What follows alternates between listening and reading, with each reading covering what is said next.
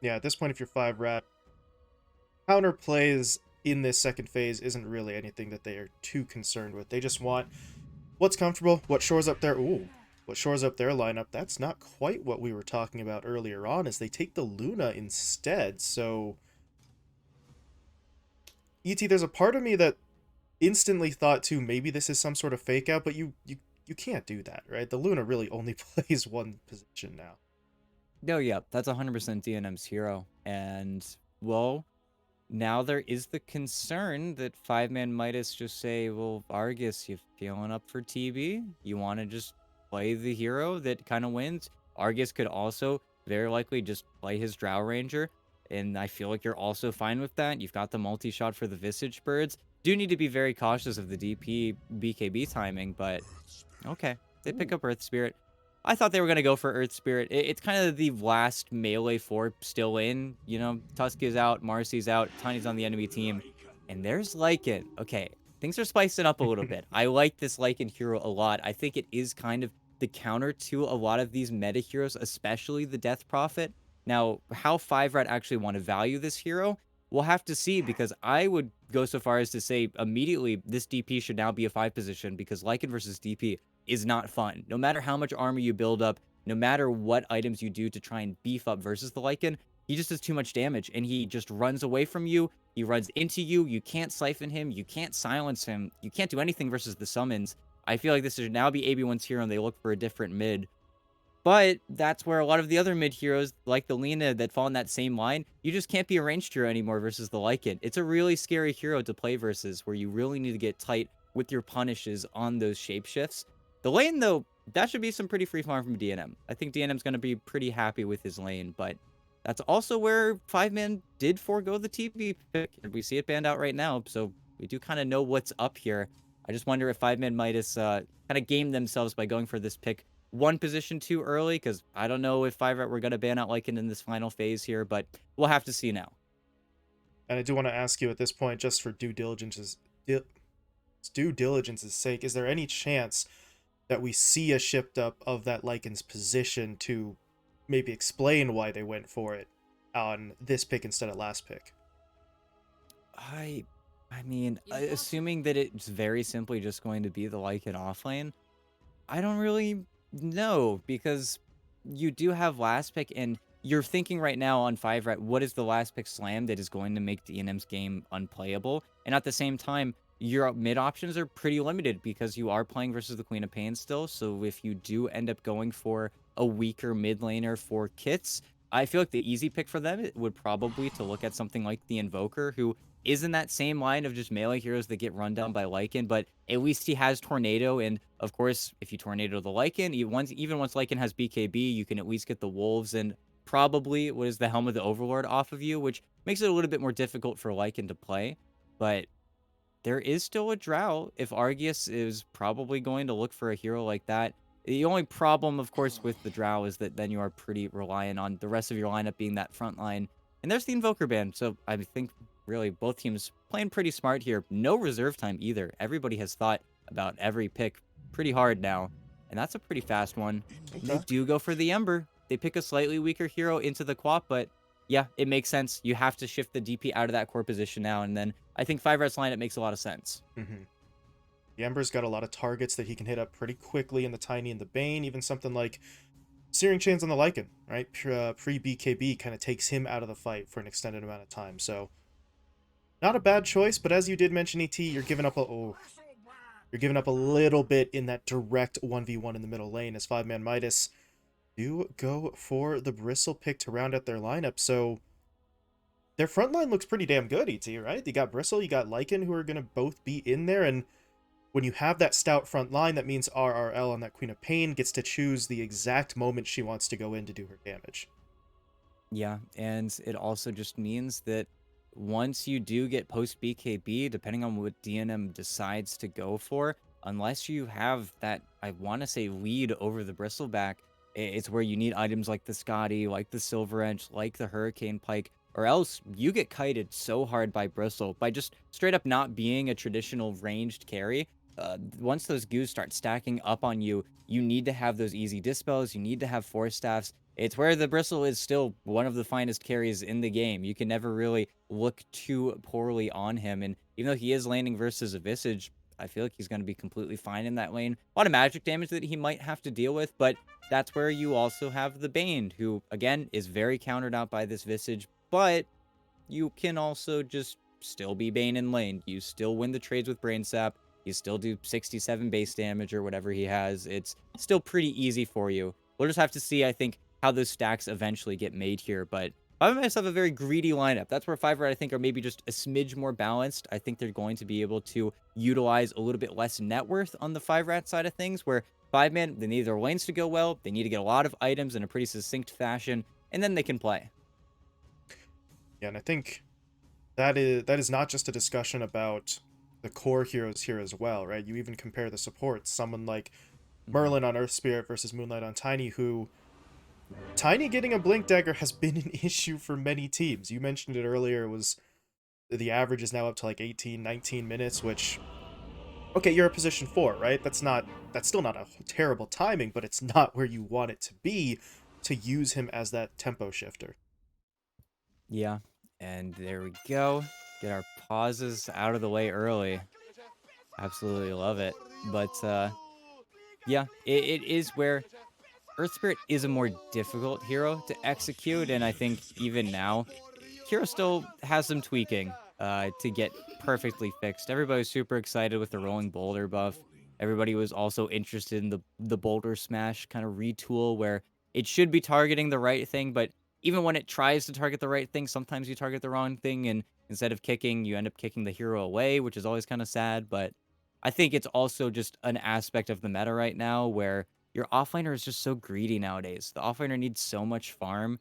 It's not the usual, "Oh, my offlaner's level 6, he's gonna rotate, do something. He's a Mars, I don't need him in the lane anymore. I get to sit here and farm." It really is just you have to make so many plays and they have to work out. Otherwise, like we keep saying, it is like an 18, 19-minute blink dagger. The days of a 14-minute blink feel a little bit left behind us. Which I don't know. You would think a 4 to 5 minute shift on the singular item that kind of makes position 4 Tiny happen would have an effect on his popularity, but the rest of his kit's just so damn good that people are kind of willing to just put up with it and say, hey, the blink's going to be late, but it's still position 4 Tiny. We know what it's capable of. So very rarely do we see that, AT, especially among support heroes. One where an item timing gets so blatantly sort of messed with, and yet it's still getting picked up all the time. Yeah, and that is just because of the value of being a melee hero in the lane, which just feels very confident and very comfortable, but also Avalanche being a little bit of a busted spell. It's always been great. It's always been super impactful and difficult to play into. But that's where just need to get our players back in the lobby. Arceus, come on, you don't want to Still. farm?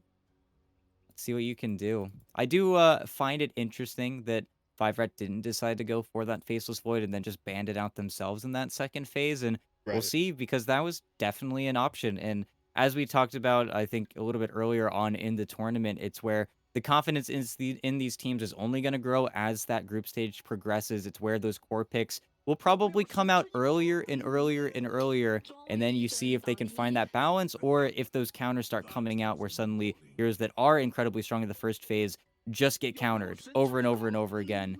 And that's where 5-Ret didn't want to tempt fate this time around. They want to give us a slightly different game of Dota, and that's what has resulted in AB1 playing this Death Prophet. A Death Prophet game, mind you, that will not be very fun, I don't think. I feel like he's become that sack support hero where once this game does start to get kind of rolling here, you do just die to the shapeshift, you do just die to the sonic wave, you do just die to bristleback. You need a lot of farm to kind of make this hero playable, but that's where we'll have to see, because in the same breath, you also just have Exorcism. You get the game going for the rest of your teammates. And having Exorcism and Visage Birds, really, the rest of the lineup is very functional. If DNM does have to just sit there and farm, I can definitely see that 4-man coming out of 5-Rat and then kind of surprising 5-man with how strong they are. We'll have to see. It's always interesting when the DP goes to the 5, because it's a hero that normally the strength of the hero is how sustainable she is and how long she can last in a fight. So the exorcism goes, so the siphons are doing maximum damage. As a position 5 hero, you know, you're not exactly durable. That doesn't really come with the territory, so it'll be interesting to see. It makes the positioning more important, and as you said, it makes heroes like the Visage and the Earth Spirit more important too, because, you know, maybe Speed and Merlin have so much lockdown that AB1 just doesn't get threatened and a full duration Exo goes off. And then if that happens, it's going to be tough for 5-man to really win any of these fights. Now, though, look at the battle on the rune. Trying to be sneaky. Moonlight. What's he going to do? Is he going to skill up anything to try and win this, or are they just going to... There it is. The Avalanche does come through. AB1 taking some damage. Taking a lot of damage. Taking a little too much damage, actually. Is he actually going to go down here? DOT's ticking him. The wolves are chasing him.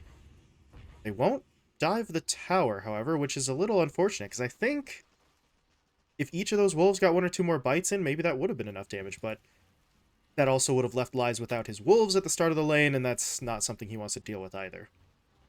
Yeah, and I think just let the body block go for just a second too little. Otherwise, they definitely would have gotten that kill and probably the first blood over to RRL, but, you know, c'est la vie. It's not going to make or break these lanes.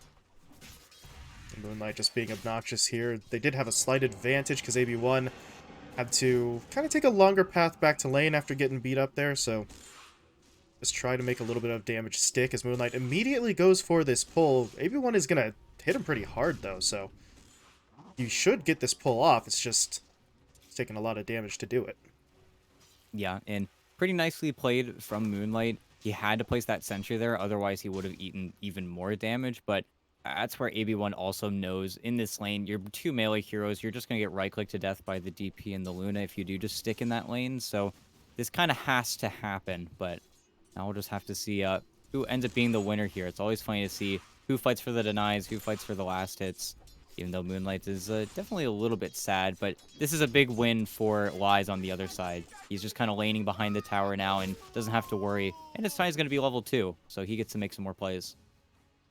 It's all going to work out in the end. Meanwhile, the DP, well, actually, in terms of experience, he's right there with the Tiny, so I was going to say he might be a little bit behind, but he's managed to snag enough of those last hits to be even-ish, but DP level 2 is maybe not quite as impressive as Moonlight on the Tiny hitting the same mark. So we'll see if Moonlight doesn't try to get a little bit aggressive. Meanwhile, ET, well, down bot.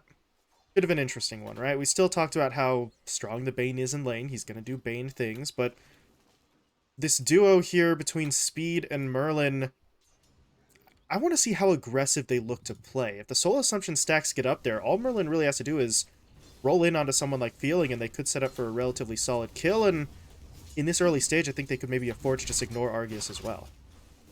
No, for sure, and it's funny because this is actually one of those lanes where you would think, oh, Bristleback, you have so much damage, this is going to be a shutout, but Bristle doesn't have that much base damage until he gets the Warpath, so in terms of just out-denying and out-CSing the Visage, this is probably one of the worst heroes at doing so. So it just means that Speed is going to get maybe a little bit more farm than Visages we've previously seen. We always see that kind of last hit chart decide to split ways, but I feel like, honestly, he should be able to last hit pretty nicely for himself in this type of laning situation. We shall see. That is always a thing. Speed doesn't exactly have the highest base damage in the world either on the Visage, but if they're even, it means Argus has to basically use Quill Spray to try and control and get extra last hits, which he's not going to mind doing, but it also means he can't afford to play all that aggressively. Wow, okay. Just takes a trip to his opponent's secret shop for the Ring of Health. Merlin's there, but there's not a whole lot he can do about it, and, well, I was saying before, it's going to be hard for them to try and kill Argus. They might just ignore him for Feeling. Now it's pretty much impossible. There's just too much HP regen here. Yeah, they still have the burst damage, and I think the one mistake Argus can make in this lane is avoiding the raindrop. I feel like versus Visage, you just always need to buy that item, but we'll have to see what he decides to do. But that's also where Merlin is kind of just sticking around. He wants to leave Speed alone, and they're going, but I think he wanted to roll onto the Bane there. Yeah. Just wasn't really important enough, and with Merlin being kind of anchored to his Visage right now because the Bane is putting a little bit more pressure on, means the Tiny basically has free reign over these runes and trying to secure anything for his Queen of Pain. It's where Merlin really would rather mirror the Tiny's movements, but can't really afford to do so just yet. I think he's going to give, or at least try to give all the soul XP to Speed, but the longer Merlin's stuck down here, the more the Visage suffers, and arguably the more that the Ember will suffer, depending on how Kits gets lucky with this next rune. Right. See if Merlin can free himself up at all here. Speed. Well, you know, another level or two.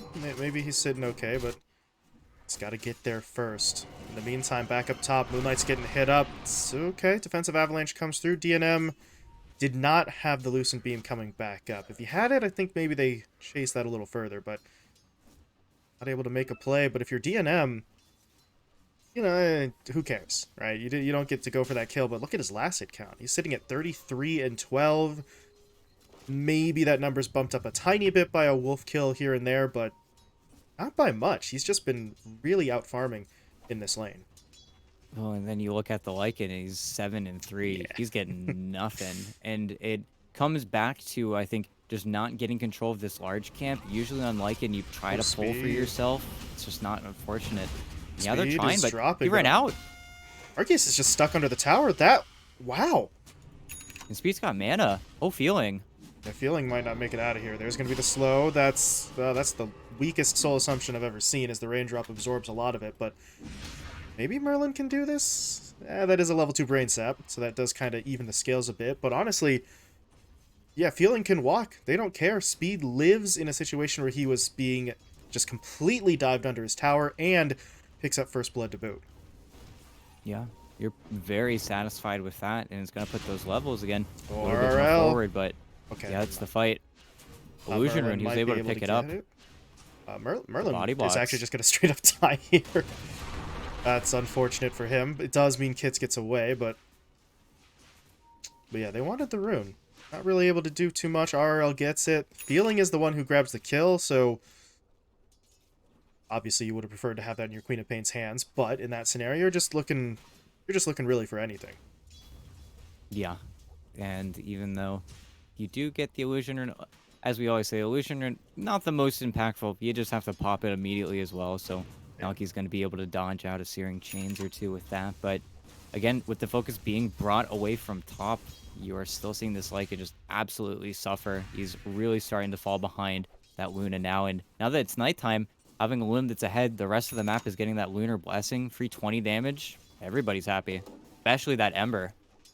At this point, though, ET, I mean, can they afford to, or do they even want to try to shift anyone to help that Lycan? Because right now, the supports, their focus is on mid, and I feel like that's where it should be, as Merlin gets his roll canceled by the toss. Okay. Ooh, yeah. Nifty Kind of play. sick. When it's important that they get these kills, because it does feel as if they are a little bit over-rotated. Those are just 2 supports there with the Ember just to stop him from sliding on top of you, really, because there's no rune. 30 seconds out. We're probably going to need to see them rotate back here again, but no, I feel like at this point, all you can do is just make the Lycan farm under tower, wait for it. This is at the point where DNM is just going to start eclipsing you in net worth just because he's farming the wave, and then he goes to farm the jungle, which of course is going to mean that he pulls even further ahead, but now the Lycan is going to get at least something. But 8 minutes, here's the battle.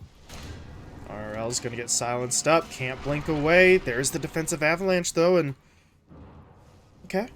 Moonlight's able to save the day, or maybe he's not. Kits just keeps on chasing. There's only one avalanche they can deploy. He keeps on going and does secure the kill. Ties us up at 2-2. Moonlight might want to be a little bit careful. There's a trio of heroes really kind of converging on his location. Maybe they're not. They're kind of hanging out in here. They do have a ward. There we go. Able to throw that down. Should get vision over this ancient stack, but they can't really do it. This is not a maxed out Flame Guard build, so yeah, they kind of just have to leave that ancient stack there, but they're at least aware that it exists. Yeah, and immediately unblock it. Some nice sentries placed from 5ManMidas to keep that ancient stack going, but yeah, at the same time, just scouting it, knowing that it's a triple and what will be a quad, I think. Got to get a little bit lucky here. Yeah, quad stack of the Ancients, so now that is going to be something that they're going to at least fight over. I don't know if they can take it with their heroes. I think that's where really you're going to have to ask DNM whether he feels confident, but DNM's got his own kind of stack up here that AB1 has been working on. But again, also scouted out with this super old ward from 5ManMidas that is about to tick out. But Ember, Okay. Make the jump. They got a silence on RRL, but they don't actually bring him down. Sonic Wave comes through. And Merlin does end up falling. Kitz, though, still wants to fight, and the reinforcements are coming. DNM's going to get in there. There's the Lucent Beam on a feeling. Oh, man, they really aren't doing as much damage as they need to right now. Lucent Beam going to be back up in 2 seconds. Can he get close enough for anything? Well, he can, but the last stack of the raindrop... Last charge, rather, excuse me, but that's not enough to protect from the Sleight of Fist. Kitz still does get the kill, and... I mean, they get the kill, ET, right? But that was a lot in terms of resources and just manpower to commit, considering the Bane's the only person who dies. yeah, and well, it does secure them the rune. They do get to walk away, but then you look over at Argus and you're like, oh, he just farmed the Ancient Stack. Well, there you go. They took a big old fight to distract him from any type of contention, and then as well, Wise gets a little bit of damage on the tower, and now he's scouting out, looking over at what is DNM's stack. Gotta be a little bit careful here, and well, there you go. Got Shapeshift, got the Centaur, AB1. Nice sucks. And DNM's here, Merlin's here, so yeah, Lies says... This is going to get a little too complicated. Let's just back it off instead. Maybe get some hits on the tower while the Shapeshift is still up. It's got like a fourth of the duration, so it would almost certainly just be like 1 or 2 hits, but... Go up there and smack it. Just one. Just one. There you go. 1 hit in. They're coming up, though. Yep. They want the defense. Kitz is here. Argus is on the front line. Getting hit up by the Siphon first. Merlin, though, has to be the guy who decides if they go in or not. He did connect with a slow, but I think they were trying to time out the deny there, and they didn't actually do it. The Wolves kind of just slip in. Yeah, just ended up being a little bit too much damage, and then you get pressure put elsewhere as well. RL pushes in the mid wave and has a cart there too, so DNM has to come back and then make sure that this is all cleared out. But that's where, if you are 5ManMidas right now, you kind of want to make a smoke play happen with this Fiend's Crypt, but at the same time, you can't ever look on the same side of the map as that Visage, so then you look over at Moonlight and you see, well, he's taking the Visage lane. He's taking a little bit of farm away from what is probably going to be that Lycan in a few moments here. But that's where that gold lead is starting to kind of pull away for 5RAT, just because Speed has only been playing bottom. He's been farming so much. He almost has a Wraith Pact. I think it, yeah, is actually done 12 minutes into this game. Whoa. And now we're just going to have to see how he decides to get enabled, because his hero is actually so impactful this early on. It really just kind of kills any of that damage that 5ManMidas would want to do. Oh, alongside a DD on the Ember. I mean, this is the mid play. They're going. Need the pull. They don't get the stun, but they do get the silence. Second silence is in. Familiar's not going to chase, actually. They will go after Feeling. Much easier kill that they do manage to secure, but it's going to come at a cost. Sonic Wave comes in. Merlin dropping low, trying to roll his way out of it, but he rolls into Moonlight. So it's a 1-for-1 trade for now. They should get the tower out of this, and a Soul Assumption actually wasn't enough to finish Moonlight, but the Familiars are chasing, and they just barely have enough damage to make that happen. So Speed gets the double. They have to sacrifice Merlin, but 2-for-1 in a tower. They're going to be very happy with that. And now Lies is getting pushed out of his jungle. I'm not even sure if 5RAT realized that they were doing this, but it is an added benefit. Yeah, and the Wolves, they're going to start to trail maybe, but that's where, unfortunately, unless you just want to blink your quap into one of these targets getting hunted down by those Lycan Wolves, you can't really afford to do so. You just can't play quap that way. If you blink onto somebody more often than not, you do just end up dying. And that's kind of an issue that 5ManMidas have with their lineup, and they will smoke up with Shapeshift and with the Fiend's Grip, looking probably for the Luna down here. Let's see. It's daytime. DNM can't react as quickly, and there you go. Fiend's Grip. Can AB1 get any sort of silence in? Yes, he can, but DNM's already taken too much damage. He is going to go down in Moonlight. Okay. Got in from behind. Avatos catches out the Death Prophet, and they make that a quick and easy 2-piece with the Smoke Gank. Yeah, and that's where the Lycan feels pretty nice. You get 2 kills, you get to go back to farming. It's where you really need that downtime on this hero, and Lies surely needs just a little bit of a bump up in his net worth. He is still very far down there, but from looking at back mid, one stun. Silence, a little bit more. They don't have it. Huh. I mean, he had the familiar drop. He just didn't use it. That was a little bizarre. Yeah, a little bit of greed on Speed's nose there. I feel like that was just a free kill on the quap, but you know, it's okay. What can you do, as they say? But yeah, missed out on that. It doesn't change the state of the game, of course, in any way, as the only reason that 5Midas are going to look for another team fight is probably going to be on Argus' Ag's spike, but that's where I think now you've got Exorcism, you want to run at towers. You would also be completely fine with forcing Roche. This is a point where Ravens have been at so many times in their games where they have Exo, they have Visage with the Wraith Pact. Now you just force your opponents to just run at you by going towards the pit first, and I feel like that is 100% an option that 5rat could go for, but with them kind of waiting, not only are you finishing the Aghanim Scepter up on the Bristleback, you're also letting that shapeshift cool back down, so I feel like 5ManMidas can look for another fight pretty soon here. Oh, Not to hold up. mention that, yeah, kind of looking at each other here. That is still an Ember Spirit, not an easy hero to lock down, so they just kind of let him go. They didn't have the Fiend's Grip either. Did not realize that until just now, so they were grouped up like this, but they couldn't actually take the fight until now. But if they could find DNM, comes feeling, there's Again. the Fiend's Grip. And this is where the problems start. DNM has no backup and no way out. And look at that, Moonlight gets the kill too, so there you go. Your Blink Dagger is 50 gold away. This Tiny is feeling pretty happy with the way things have gone so far, but also 5rat have just invested all of their vision and time on this bottom side of the map, so if there are these huge wards picked up, and yeah, look at that. They walk into the pit. Is that It's not got Helm of the Vanguard Overlord, Axe but at Vanguard 16 Axe minutes. and a Vlad's.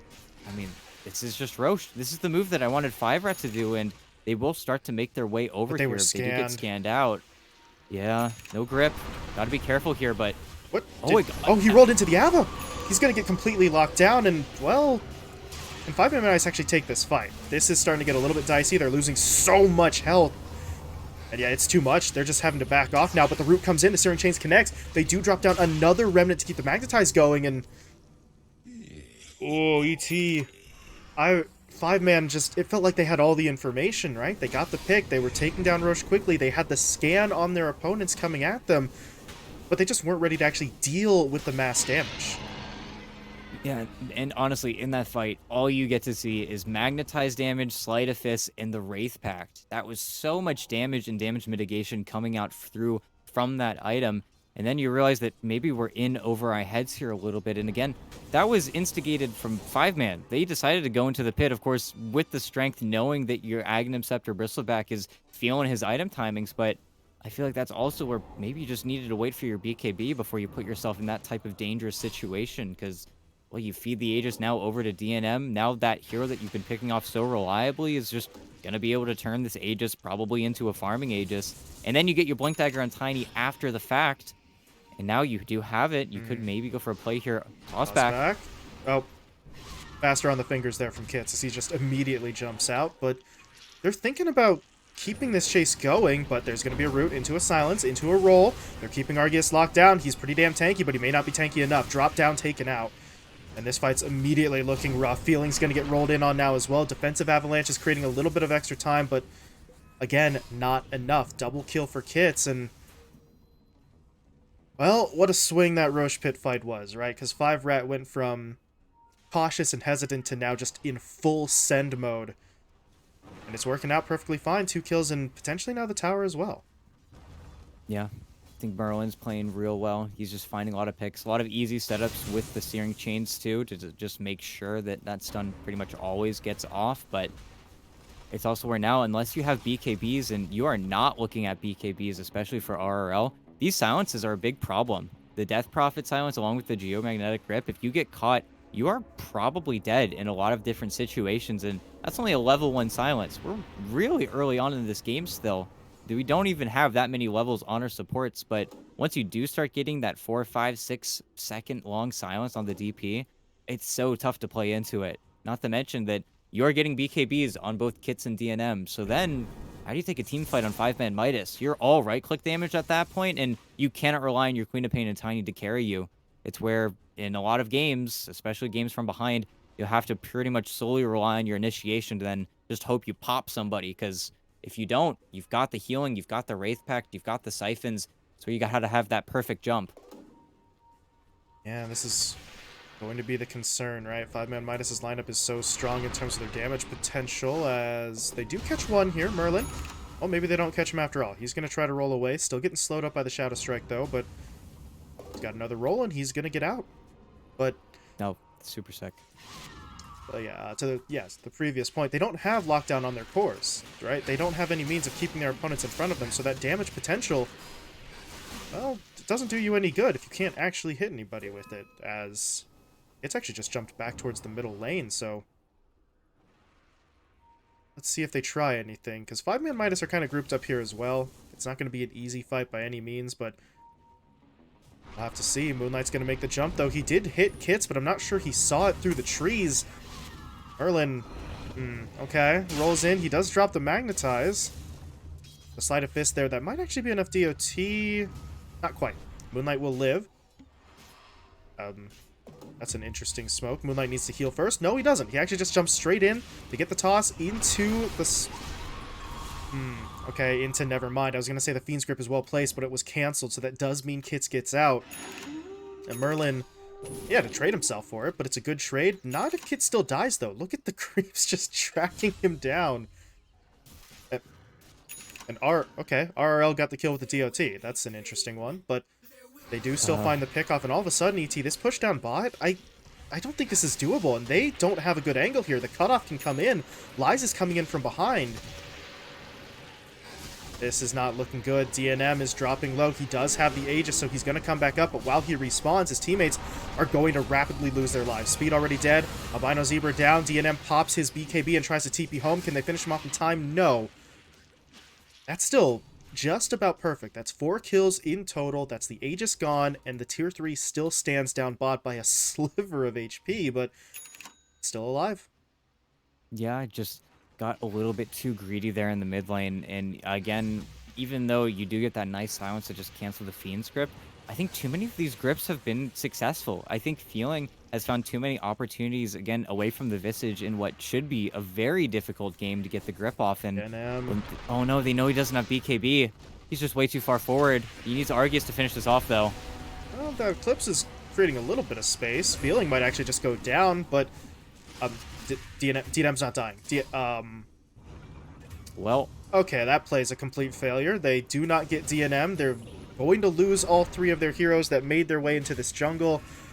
I don't entirely understand how that happened, ET, but it did.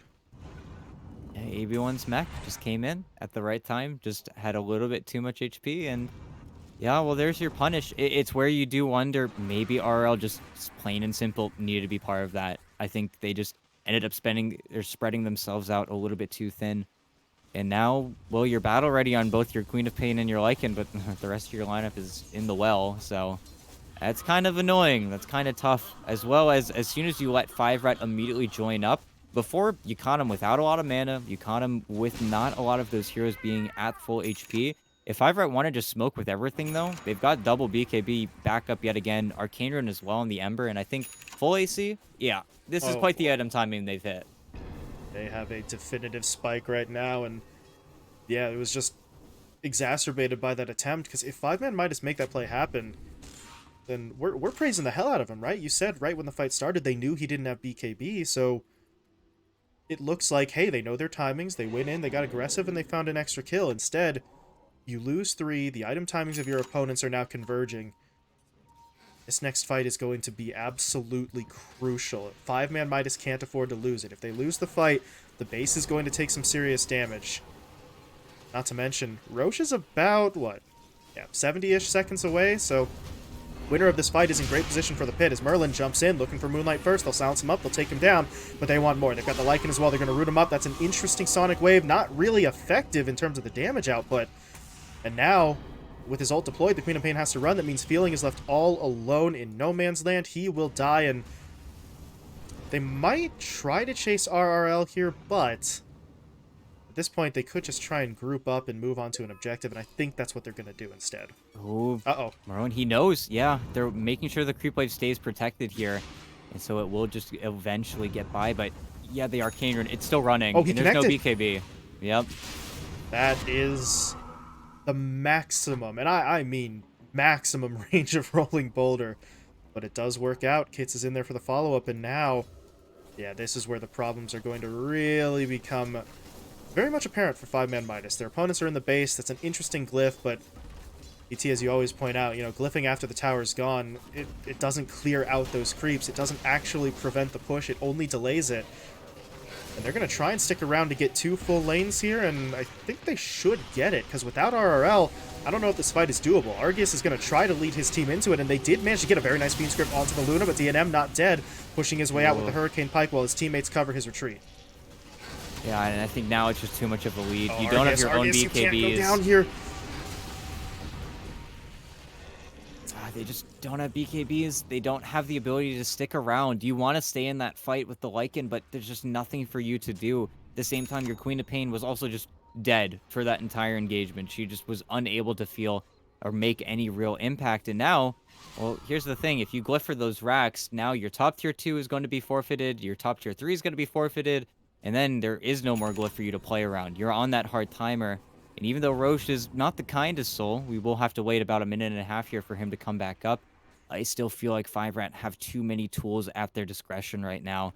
Not to mention, I think that's going to be almost a full Ags on the Ember Spirit coming up next. Speed finished his Ag Shard in the meantime as well. And you can see right now, they smell blood in the water. They're just sitting right now on their ward sentry. They've got 2 wards as well.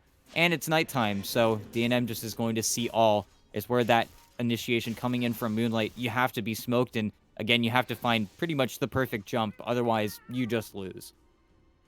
Well, let's see if they've got it in them at this point, because, say, the fate of the game kind of depends on it, but they are in such a rough position. So far down, win probability at 99% for 5RATFORCESTAFF, so, I mean, they're in charge and they know it, right? They may not be able to see the exact numbers like we can, but you don't play this many games of Pro Dota without getting a feel for when you have near complete control, so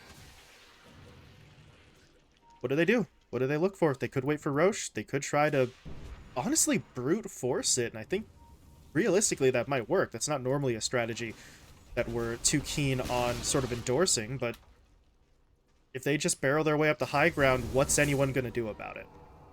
Yeah, and well, you've got Exo back up again. You've got, again, another pretty sick item timing. I think that's almost going to be, more or less should be the full butterfly pictured up on that Luna. Had to sell a few items for it, but they'll wait for the Roche instead. Guessed a little bit too early. AB1 needs to walk back into the pit, and then he will find the big man just waking up right now, but that's where I wonder if, whoever recorded that timer, you've got that 5 to, I think, 7-second grace period, and Merlin, well, they're going to overshoot now. There we go. There we go. Thank you, Merlin. They do get scanned out, though, so they will know that, or at least 5ManMidas will know that this is going on, and really the only item they're going to finish before this Roche is going to be up for contestation is Argus getting a Lotus Orb, but that's not a BKB. That's not going to allow him to stick on anybody.